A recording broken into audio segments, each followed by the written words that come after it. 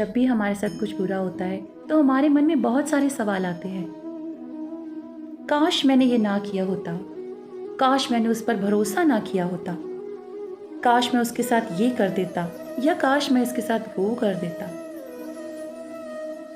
आज इन सवालों के जवाब के लिए एक कहानी बताती हूँ। अभिमन्यु के पुत्र थे राजा परीक्षित। राजा परीक्षित की मृत्यु एक सांप के काटने से हुई। तब उनका बेटा सिर्फ 7 साल का था। उसका नाम था जन्मेजय। जब वो बड़ा हुआ तो उस बहुत ही बलशाली, बहुत ही शक्तिशाली राजा बना। उसके मन में एक विचार आया कि जब महाभारत का युद्ध हुआ तो भगवान श्री कृष्ण इस धरती पर मौजूद थे। साक्षात भगवान के होते हुए भी इतना विनाश, इतना सब कुछ क्यों हुआ? क्या कृष्ण उसे रोक नहीं सकते थे? वो तो साक्षात भगवान थे। इस सवाल का जवाब ढूंढने के लिए ऋषि वेदव्यास के पास गए। ऋषि वेदव्यास ने कहा कि पूछो, क्या पूछना है? जन्मेजय ने अपना सवाल दोहरा दिया। वेदव्यास ने कहा, एक बात जो बहुत ही निश्चिंत है वो है होनी। होनी से बड़ी कोई चीज नहीं है। जो नियति निर्धारित करती है वो होना ही होता है। जन्मेजय ने कहा, मैं आपकी बात पे भरोसा नहीं करता। श्री कृष्ण भगवान थे, वो सब कुछ कर सकते थे, वो तो नियति से भी परे थे। वेदव्यास ने मुस्कुरा के कहा, ठीक है, मैं तुझे तेरा भविष्य बताता हूं और तू उसको बदल ले। जन्मेजय ने कहा, ठीक है। वेदव्यास ने कहा, आज से ठीक 5 साल बाद तुम घोड़े पर नहीं बैठोगे। अगर तुम घोड़े पर बैठे तो वो सफेद रंग का नहीं होना चाहिए। अगर वो सफेद रंग का हुआ तो तुम जंगल में नॉर्थ की तरफ मत जाना। अगर नॉर्थ की तरफ जाओगे तो वहाँ तालाब के किनारे एक लड़की मिलेगी। तुम उस लड़की को अपने महल में मत लाना। अगर तुम उसे महल में लेके जाओगे तो उससे शादी मत करना। अगर उससे शादी करोगे तो उसे अपनी महारानी मत बनाना। अगर महारानी बनाओगे तो तुम पंडित की हत्या मत करना। अगर तुमने ब्रह्म हत्या की तो तुम्हारे शरीर पर कोढ़ हो जाएगा और यही कोढ़ तुम्हारी मृत्यु का कारण बनेगा। जन्मेजय सुन रहा था। उसने बोला, ठीक है, अगर ऐसा है तो मैं उसका पूरा ध्यान रखूंगा। मैं अपने दृढ़ निश्चय और कर्मों से अपना भाग्य बदल के दिखाऊंगा। बाद जन्मेजय ने घुड़सवारी हमेशा के लिए छोड़ दी। जैसे जैसे समय बीतने लगा, 5 साल पूरे होने लगे। उसके मन में घुड़सवारी की तीव्र इच्छा जागी। जन्मेजय ने अपने सैनिकों से कहा कि मुझे घुड़सवारी का बहुत मन कर रहा है। मेरे लिए भूरे रंग का एक सुंदर सा घोड़ा लेके आओ। अब जब वो घुड़सवारी के लिए वहां पहुंचा तो वहां देखकर उसका दिल धक रह गया। वहां एक सफेद रंग का बहुत ही सुंदर घोड़ा खड़ा था।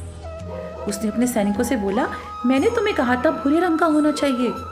सैनिकों ने कहा, महाराज, जितने भी घोड़े अच्छे थे सारे किसी न किसी काम से गए हुए हैं। एक सिर्फ ये सफेद रंग का घोड़ा ही बचा है।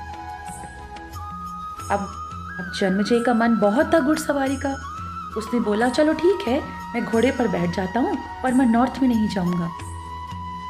अब घोड़े पर बैठ गया और वो साउथ में जाने लगा। अब वहाँ पर जाते जाते उसके मन में शिकार का ख्याल आया। वहाँ उसने देखा एक हिरण था। वो उसके पीछे पीछे भागता गया, भागता गया, भागता गया। हिरण ने अपनी दिशा बदलकर नॉर्थ में ले ली। अब दिग्विजय भूखा प्यासा, बस उसको कोई सुध नहीं थी और वो हिरण के पीछे भागता गया, भागता गया। उसे मालूम भी नहीं चला कब वो नॉर्थ डायरेक्शन में चला गया। वहाँ तालाब पर उसने एक लड़की देखी।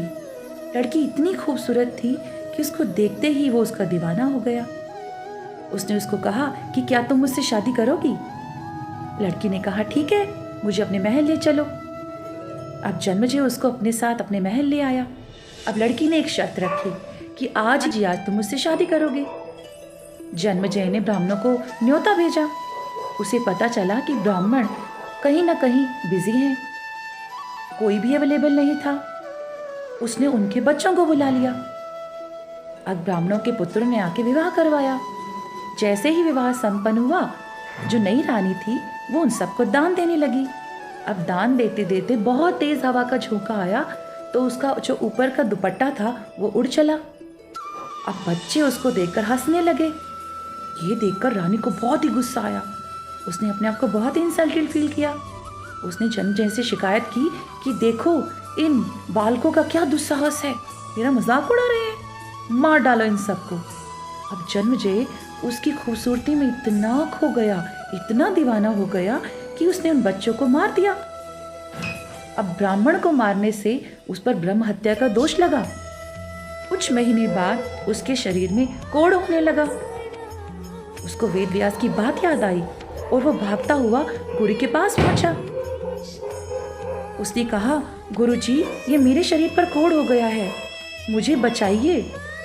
वेद व्यास ने कहा, मैंने तुझे कहा था होनी अटल है और वो होके रहती है।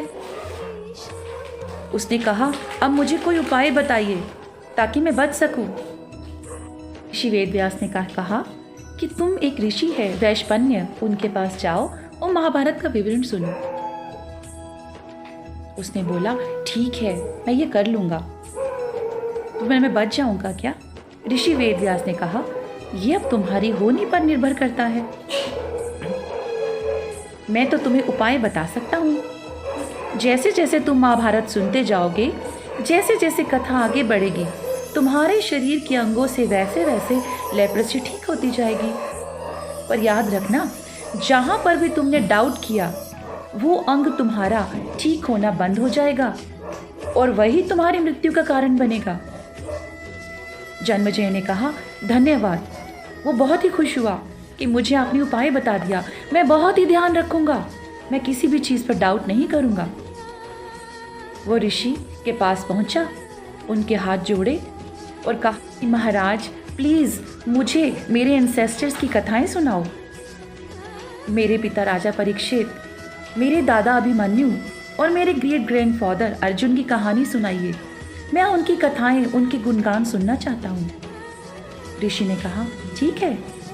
उन्होंने अपनी कहानियाँ शुरू की।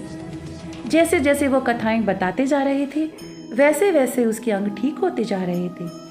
वो बहुत खुश हो रहा था, कहानियाँ सुनता जा रहा था और ठीक होता जा रहा था।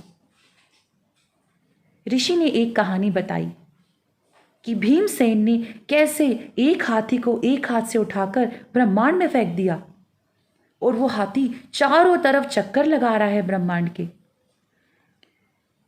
ये सुनकर वो हंसने लगा और बोला, महाराज ये क्या बोल रहे हो, ये कोई बात है? कभी कोई एक हाथ से हाथी को उठा सकता है? ऋषि ने कहा, अभी रुको। उन्होंने जैसे ही अपना हाथ ऊपर उठाया, एक हाथी धड़ाम से नीचे गिरा। ये देखकर वो बहुत हैरान हुआ। ऋषि ने कहा, ये वही हाथी है जो भीमसेन ने ऊपर फेंका था, आज मैंने इसे नीचे उतारा है, तुमने तो डाउट किया। अब उसको बहुत ही दुख हुआ कि मैंने ये क्या कर दिया। उसका उसी वक्त जो लोअर लिम्स थे वो ठीक होना बंद हो गए और धीरे धीरे धीरे वो अपनी होनी, अपनी मृत्यु को प्राप्त हुआ।